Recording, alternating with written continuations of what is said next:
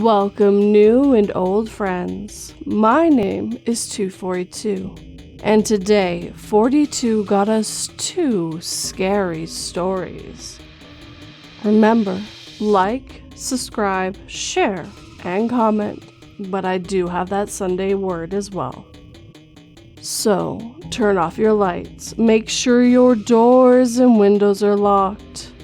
Things are about to get spooky.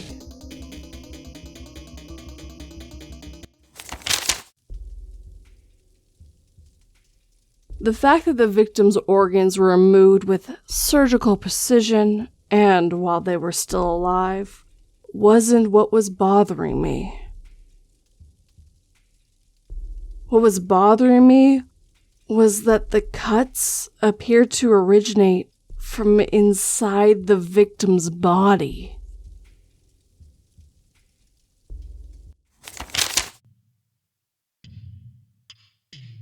Leave a Light On by As the Raven Dreams.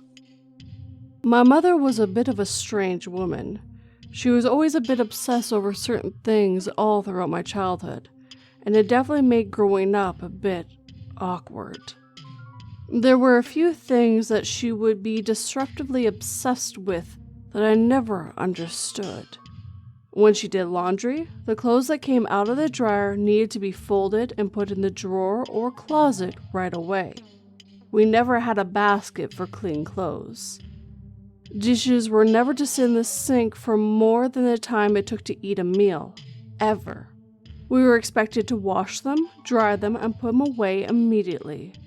The dog needed to be walked at exactly 6:30 p.m., and we were to walk down the street in one direction and then back. And the walk needed to be over by 7:15 p.m. She was a strict woman, and us kids were always put to the test when it came to living in our childhood home. We were always trying to do what she wanted us to do, but it felt like the list of rules and guidelines by which we were expected to live was ever expanding. Using the computer was strictly timed. Our toys needed to be put in their provided bins in our rooms. Our clothes should be hung up and organized by color, or sorted into the specific drawers. Not a single thing was to be out of line or out of place. And she would check. Oh Lord, would she check. Us three kids knew that when we did something, we needed to make sure it was done right. We almost had a system in place where we peer review our chores. I'd do the dishes, and then my older sister Samantha would make sure they were done right before Mom could do her routine verification. Billy would hang his clothes up in the closet, and I would come in and scrutinize his work. Samantha would sweep or mop the tile floors, and Billy would come in behind her just to make sure every single inch of the floor was spotless. Needless to say, we had the cleanest house in the damn state. But there was one thing my mother always did that was weird to me. Well, weirder than forcing us to live by her obsessive rules. It was the one thing that seemed to almost be an opposite to a perfectionist attitude. She would always make us leave a light on. Now, that may not sound too strange to some. Maybe leave a light on the hallway to help people get up in the middle of the night, see where they're going. Or maybe leave the kitchen light on downstairs for whatever reason. But it wasn't like that. When she told us to leave a light on, it was in every single room, every single night. I had a small lamp on my writing desk that I had to keep on. Samantha had a light on her fish tank that Mom glued to the on position. And Billy had a ceiling light in his closet that Mom turned on and cut the pull string so that he couldn't turn it off.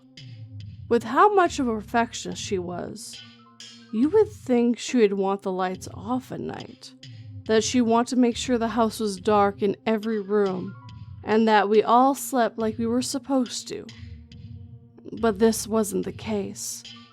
She would leave the light on above the stove every night, leaving the lamp on in the living room, making sure the small plug-in nightlights were on in the hallway, and even went as far as installing a secondary light in the bathroom that was wired to a switch in her room. Obviously, this made going to bed a very awkward process. She would tell us that it was bedtime, and we would all march together through each room making sure that there was a light on. And we would split off one by one to bed with everyone saying goodnight together until my mother went to her room by herself and shut her door. We all had doors to our rooms, but she never let us shut them overnight. We had to leave at least a part of the way open. It was a bit of a double standard that she could close her door, but we couldn't. But it was just another pain of growing up with her. What was even more strange, at least to me, was the fact that none of us really questioned this process, nor did any of us deviate from it, with only one exception. I remember one year when Samantha was in her rebellious teen years, there was one night where she had, apparently, unplugged the light in her tank so that her room was completely dark. At some point, my mother had come out of her room for whatever reason and noticed that her room was dark. The scene that played out that night, let's just say that I have never seen my mother so distressed over anything in my entire life. My mother may have been a strict woman, but that was the only time I ever heard her raise her voice. Being obsessive-compulsive, it's easy to imagine how she would have reacted to this thing being out of line with everything else. She obviously would be unhappy, upset, and probably overreact a bit. She went way beyond that though. It was as if the action had destroyed her mental state and thrown her into a full-blown and chaotic panic attack. She yelled, screamed, cried, and tore into my sister for more than an hour. But what she was saying made little to no sense. I remember very specifically the concerns that she voiced. She repeatedly voiced the concern of what would have happened if she had died. Now, my mother never spoke with myself or Billy about her death, but I guess Samantha was different because she was the oldest. When my mother yelled this at my sister, her demeanor changed from rebellious teen to one that almost looked sympathetic. She no longer wanted to argue her position, but instead just conceded that my mother was right, and she apologized all the while mother kept demeaning and aggressively chastising her for turning the light off. I never understood the connection between my sister turning off her light and the random possibility of my mother passing away in the night. It never made any sense to me, and as much as I wanted to ask Samantha what it was all about, I just couldn't seem to do so. Something about how she shifted from an angry and disobedient teenager to an almost submissive and apologetic told me that it wasn't something that should be brought up in passing conversation. That was the only time one of us ever fell out of compliance with my mother's request, and it was the only time she ever became this aggressive with any of us. She would punish us if we did get out of line or didn't do something to her standards, but again, she was always calm and collective about it, with only one exception. As time went on, it almost seemed like this conversation weighed heavy on my sister, and when she turned 18, she was quick to get her own place and leave the house. That day that she packed all of her things into her car and was about to be on her way to her new house was a painful one. The goodbyes between my mother and my sister were very short, and as my sister was seeing her car with her engine idling, about to pull out of the driveway one last time, my mother walked over to the window, leaned down and looked her straight in the eyes to say, "Remember, Samantha, always leave a light on." My sister's look of joy once more faded to the look of melancholy, and she nodded in agreement, then left. I never saw her again after that, which most people would look at as a sad thing, but to me, it just means that she needed to get away, I have no idea where she is now, how her life is going, or what she's been doing. But I do know that 12 years is a long time to not speak to someone. When I turned 18, I also moved out of the house. But I moved into a small apartment just down the street. I couldn't bring myself to leave my mother, no matter how strict she was, or my brother behind like Samantha had. My mother gave me the same lecture about leaving a light on when I moved out as well, and I agreed to it. And since it had been so ingrained in my brain over the years, it wasn't hard to keep doing it. After a couple of years, though, I started to feel like it was such a silly thing for me to do. I was 20. I lived on my own, was forming my own life and relationships, and I didn't really understand why I had to continue following these pointless requests of my mentally unstable mother. So, one weekend, I drove back to my mother's house and asked her if she and I could have a talk. She was a bit nervous at first, that much was obvious. But after a bit of convincing, I finally just blurted out. I asked her in a direct manner, "What is with the lights?" She asked me what I meant, and I just kind of let it loose. She knew what I meant. She knew exactly what I was talking about. So I was a bit upset with the question. I asked her why we were all expected to leave the lights on. Why was she so dead set on forcing us to keep our rooms lit up every single night? I expected her to get mad, but she didn't. I expected her to berate me and give me the same angry lecture she gave my sister so many years ago. But again, she didn't. She sat on her bed and she looked me dead in the eyes and told me the truth. Or what she said was the truth. My mother sat there and told me that she was cursed, and that because of her being cursed, the three of us were also cursed. She said that when she died, we would all be haunted by the same demonic presence that had bound itself to her, and that it could only live in dark. If there was a light, this being wouldn't be able to get to us, and because of that, we all had to keep our lights on. This whole time, for 20 years of my life, I was doing something that was feeding to my mother's mental illness. She was clearly crazy, and we were all just going with it. It never occurred to me that her demands were because of some supposed demon coming to get us. I always thought it was weird, but then after a while I considered that she may have gone through some kind of childhood trauma, and it messed with her to the point that she struggled to cope with certain things. It explained the obsessive-compulsive issues, so I kind of thought it explained that too. But no, instead she was just delusional. I couldn't take it anymore, and I told her I was leaving, and that I wouldn't be coming back. She didn't even try to stop me. She didn't even tell me that she knew it was crazy. She didn't tell me to be careful. She simply said, "Okay," and motioned that she was fine with me leaving. After this conversation, a lot of things made sense.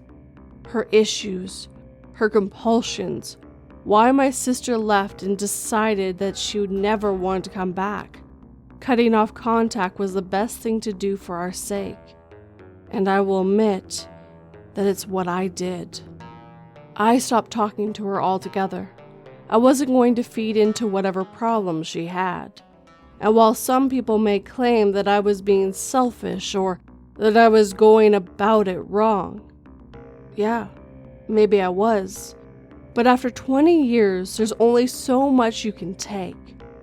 I kept in touch with my brother, and very rarely said hi to her, but it was pretty much no contact situation. The whole thing happened about 3 years ago, and since then, I've created my own life and gone my own way. I stopped indulging myself in my mother's delusions. I stopped sleeping with the light on and let my apartment get messy. Not gross, but messy enough that it made me comfortable. Maybe I was being shallow, but having a bit of clutter was nice after spending my whole life living in a spotless house.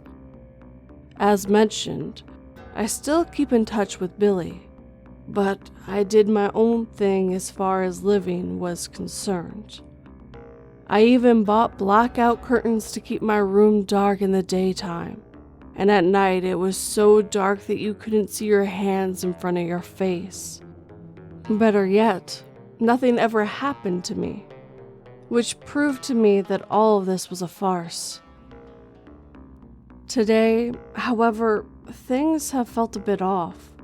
On my way home from work, there was a major delay on the highway. Apparently, a car had gone over the embankment, and it was a pretty major crash. It caused my 10-minute drive to take an hour as the emergency crews tried to lift the car out of the ditch, and it was pretty clearly a big deal as they all looked rather distraught. It was an annoyance, sure, but I more so felt pity for whoever was in the car, and of course their family. When I did get home, it was already getting dark, and I wasn't hungry, so I just went straight to my bedroom and decided to play a video game for a couple of hours before going to bed. At some point, I noticed that an unknown number had called my phone and left a voicemail, which was a strange occurrence for sure, but also not unheard of. I've gotten enough calls from people trying to extend my car's warranty to know that it was probably a BS scam. There was also a missed call from my mother, but I wasn't in the mood to talk to her at all, so I just dismissed the notification and moved on. Around 9, I decided I was going to turn in for the night. I'd been playing over a dozen rounds of my game, and I was starting to get to the point that I was frustrated each time I lost, which means that I was getting tired. I was the type to always get into a bad mood the more tired I got, so I knew it was time to shut it off and sleep. So I did, or I tried to, but the whole time that I lay there with my eyes closed, I couldn't help but shake this weird feeling in my mind. Something was telling me that I had forgotten to do something, that there was something I needed to do right at that moment, and that it was critical that I did it. I tried to ignore the feeling. I tried to cover my head and just sink into sleep, but my brain would not let me. After a few minutes, something clicked, and I remembered the voicemail. Was that it? Was the voicemail from the unknown number the thing that was bothering me so badly? I grabbed my phone and turned on the screen, then dialed into my voicemail. It mentioned I had 2 messages waiting for me, so I pressed play. The first message was from the unknown number. It was some guy that I didn't know. Hi, this is Officer Jonathan Rogers. We are trying to reach you about an accident that happened earlier today. If you could please call us back at... He rambled off the number to call, much to my confusion. Once the message ended, the next one started to play. The voice in this message was much more familiar, though its tone was calm and warm.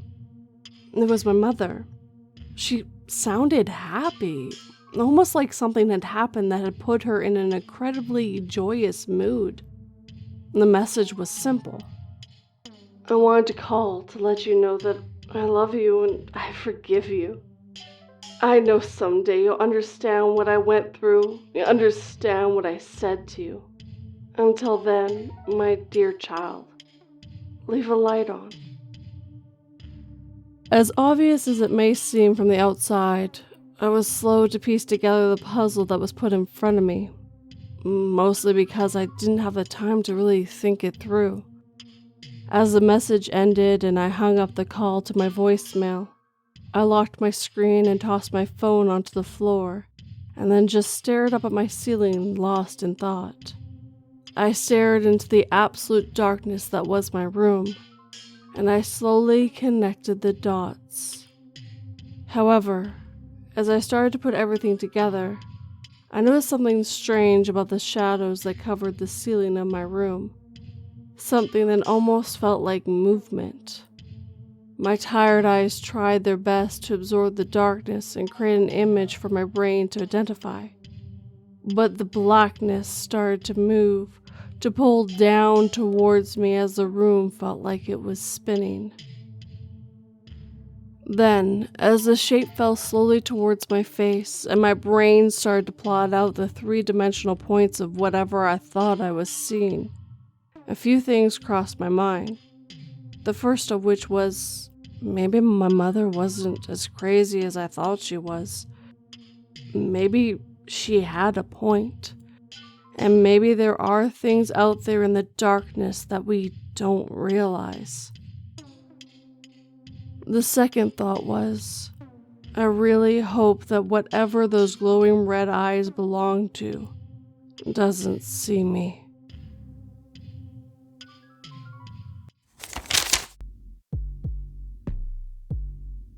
The hitchhiker I picked up some time ago put a gun to my head and said, "Don't worry, because the people I kill keep living in my memory." If that was true, you would have recognized me, I said, looking at him.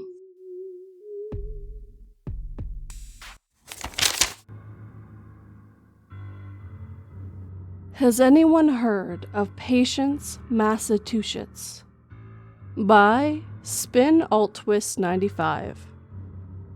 Patience, Massachusetts. I wish I had never heard of that town before. It's silly to wish that about a place you've never set foot in. Hell, I can't even find evidence that it exists. If it does exist though, if one of you have heard of it, please let me know. It was my sister who told me about Patience first. It has been almost a year to the date when she first sent me a message saying that she had gotten this flyer in the mail and thought it was a prank. Saying, "Look at this creepy ass flyer I got. I guess it's for some new haunted house?" I looked at the picture of the flyer and asked all kinds of questions that you will most definitely have too. I cannot answer them, however, the same way Sarah couldn't answer mine. I asked her if she was going to go with her friends. She said she probably would if they had to put an email on the flyer. Her friends all love that spooky Halloween stuff. I think Sarah was the glue that held that group together because she was the link that everyone knew.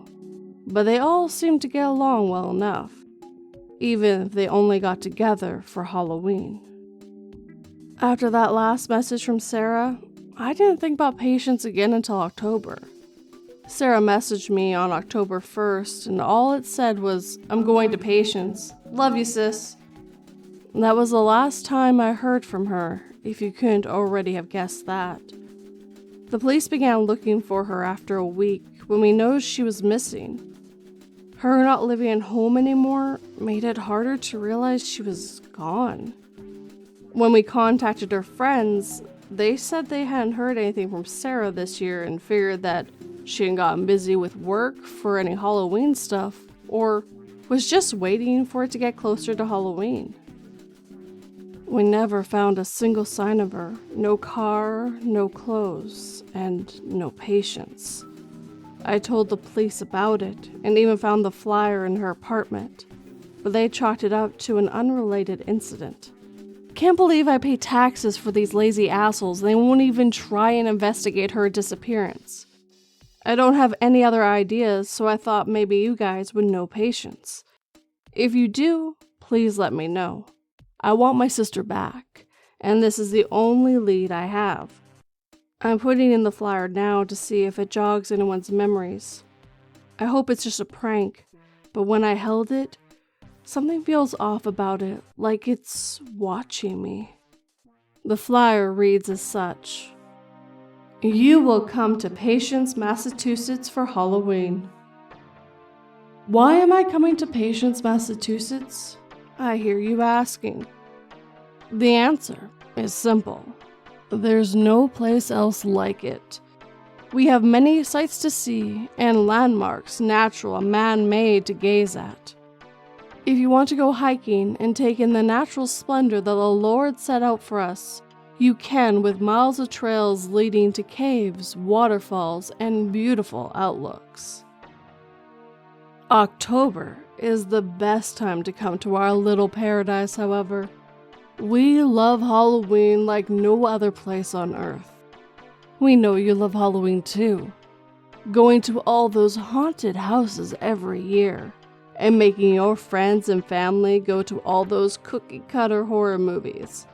Not to mention the books you read, not unlike the one you are reading right at this moment, in fact. All of these are more than enough to satisfy the normal people who ingest Halloween once a week a year. You are not normal people, are you? Don't you want to be with people who understand Halloween and celebrate it with the same enthusiasm you've been too ashamed to really show around your friends? As soon as you see Patience, you will know that you are among your own. Halloween is built into our town's DNA, like the water in your cup, the thread in your coat, or the blood in your veins. You see, we were the first town in America to have a witch trial, and yes, I know that people stake that claim to the Massachusetts Bay Colony, with good Bridget Bishop being hung. However, that's incorrect, you see. While Bridget was the first witch to be executed by trial in America, the first witch trial actually goes to Patience. We were simply forgotten for our compassion. See, Miss Patricia Compton was the first witch to be judged innocent on the continent. Our founding mothers built Patience on the foundation that Patricia Compton sent that night when she was so rudely accused. Patricia, however, went on to become the lead priestess in Patience Town Church. That's why we always give second chances here in Patience. So, now you know it's a piece of American history. A history that directly inspires thoughts of Halloween. Let me tell you all the fun attractions you can do while visiting our lovely little town. Patience transforms on October 1st. It shifts into a plan that is unfamiliar, yet slightly reminiscent of Patience. Every house is draped in cobwebs. Every porch has a grinning pumpkin on its steps with flames in its eyes. Pumpkin patches on the edge of town, making the residents ask themselves if those pumpkins were there on the 30th of September, or still there on November 1st. But they hardly think twice about it, because it's October. It's Halloween, their favorite time of year. The residents love Halloween so much, in fact, that they dress up all month. You read that correctly. All month is Halloween in Patience. They walk the streets dressed as werewolves, vampires, priests, and witches. They are so dedicated to the experience of your visit that they are fully in character. This is just another example of how serious we take Halloween experience here in Patience. In Patience, you will stumble into Halloween. Not a town that gets into the spirit of Halloween, but a town that is the epitome of Halloween. No Iron Mans, Batmans, or Minions here. Patience doesn't let you become something you want to be. It lets you become what you are. As you walk down our streets, you'll see the church with its crosses on the front lawn, with skeletons attached to them, with the ones in the center with nails through their hands and feet. As you take a left past the church, you'll see the cemetery, with its small gravestone speaking out as a beacon to the dead. As you look away, you will think you see something and quickly turn your head back. Fingers slowly splitting the earth and pulling out of the grassy resting place, as you consider why these skeletons only have eyes and no skin. Just eyes hanging in their sockets. You'll move on before you can think of an answer, however. Possibly our biggest attraction, however, is our most obvious, our haunted houses. We have a myriad of different little haunted houses that are set up by our residents. Some residents even set them up in their own personal houses. Talk about commitment.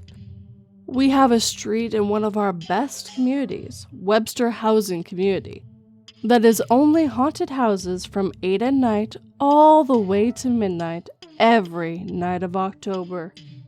Everything from the not-so-subtle name Dracula's Bloody Abode, which I've heard you want to bring a raincoat to if you decide to go in, which you will. Another more experimental haunt we have called the Peak of Madness, in which the daring customer traverses an impossible steep trail to discover uncovered mysteries of our world. Some people come out knowing more about themselves, and are equipped with impossible revelations about their life. Some don't come back out at all, made to serve the town since they have lost all sense of self and no longer recall anything before patience. Our next, and not to be biased, the best attraction is the Witch's Cauldron. This was made with our town's perfectly festive history in mind. You are Patricia Culpton. You begin in your home eating dinner as you are ripped from your house by the authorities, dragged in front of the entire town and confronted with your crimes against God and nature. They show you the children that you possess that wither and scream in agony as they're pricked and prodded by needles. They show you the burns that gather at their ankles and wrists as if they're being held down by Lucifer himself. The questions you'll be asked is if you entered into a pact with the Dark Ones. They ask why you torture these children. What do you get out of all of this? You smile, not even sure why you're doing it. You realize your body is no longer your own. It's hers to control now. She replies through your mouth, "Yes, I have entered into a pact with he. My name is in his black book as well as my blood. He showed me what secrets I craved, and I know which masters should be served. You claim to serve Jesus, but you do no such thing. You serve yourself. You use your God for favors and respect among the people. I had patience, however. I set out to show the rest of this congregation you've gathered here in his woods the truth. The same truth he showed me." It is at this time the man grabs at his neck, with his eyes wide with shock as his neck licks blood down his shirt and pools on the ground. Your coven stands and presents the black book to you, so you can give it its sacrifice. Your visions of Patricia fade away, and you realize you're in a house with me, and in front of you is a table that holds a book. A black book that you try to inspect, but your eyes protest and slip off the tomb. You'll feel as you imagine the skeletons felt. Your attention focused back to me. You'll try to talk, but my spell will certainly rob you of that ability. Probably already has if you've read this far. All you can do is walk and look. This is when you'll sign the black book. As you sign your name, you will feel a new you rising in your body as the old will be given up as a sacrifice to our master. a sacrifice that will fuel our town for another year. As the old drains from you, it worries, but only for a time. The important part of you remains. Your love of Halloween will be stronger than ever. That's why you were chosen, after all. You will now be able to live in patience forever with us in the glory of Halloween. This is your second chance. We look forward to your arrival in patience.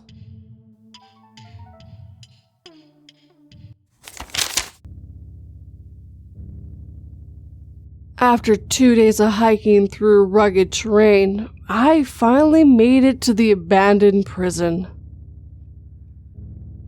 I was looking at the blood stain in what must have been solitary confinement when I heard the door slam shut behind me.